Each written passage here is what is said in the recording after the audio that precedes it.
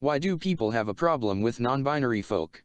Well, the main argument I see is that non-binary people's identities don't harm anyone. And to some extent, that is true. Calling yourself a gender or a demi-girl isn't going to send anyone to a hospital anytime soon. But, here's the thing. The main issue people have with those who identify as non-binary are pronouns. They them theirs is not a singular pronoun, and is only used in the case in which you do not know the person being implied, or cannot use context clues to figure out their gender. For example, person 1 says, "I know the best doctor in town," and person 2 replies, "Where do they work?" as the first person didn't imply whether or not they were female or male. However, if they were at a grocery store together, and they spotted the doctor down the aisle, the first person would say, "That's the best doctor in the town." The second person, seeing the doctor's physical appearance, would probably not ask, "Where do they work?" Instead, he'd say, "Where does she work?" as she appears as a female. If person 1 had said, "Alexandria Smith is the best doctor in town," person 2 would then ask, "Where does she work?" as he took context clues from the name Alexandria, implying the doctor is female, thus the female pronoun. And, some non-binary people demand crazy pronouns like this.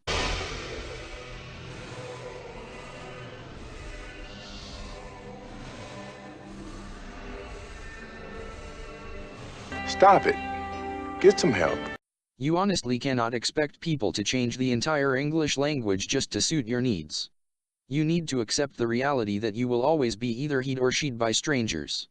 Even if you appear androgynous, people will still take a guess on your pronouns. Another problem people have with those who identify as non-binary is that genders other than male or female lack scientific evidence.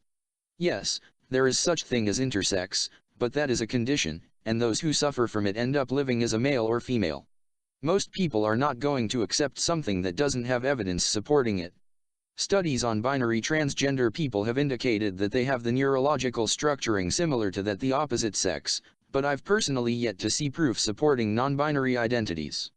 Heh. If they were actually proven, people would be bowing down to Tumblr like it's a god. The thing is, what I dislike about those who identify as non-binary is that they care about their gender so much to the point where they can't be a man or a woman. Gender isn't a constricting box. It's simply what you are rather than who you are. A lot of the time, they're just mistaking it for personality rather than gender identity. And your gender has pretty much nothing to do with your personality. People don't go around thinking about their gender unless they're suffering from dysphoria. Even though I am transgender myself, a lot of the time I forget I'm biologically female. I can't imagine living a life so invested in your own gender that it's like an interest. My question is this: how does one transition to non-binary? If you're a biological female person who identifies as non-binary and are taking testosterone, your body sees that as male hormones, not non-binary hormones. It'll take time, but eventually you will resemble a male. The same goes if you're biologically male and are taking estrogen. Your body will see that as a female hormone. There's no in-between. And a lot of non-binary people don't end up medically transitioning anyways.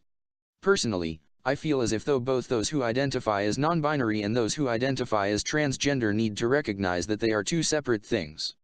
Transgenderism is a medical condition, and non-binaryism is a cultural thing or a social identity. But that doesn't make it okay. Hell, the least they can do is recognize that it's more part of a PC culture rather than a condition. It needs to stay where it belongs. The internet.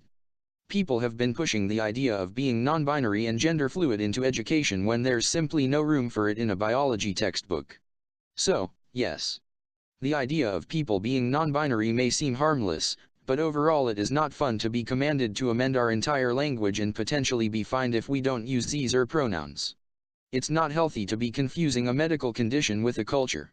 It's not a good idea to be putting non-scientific things into scientific textbooks. It's harmful financially to force businesses to create a third restroom. And it's definitely not okay to force your ideology down others' throats.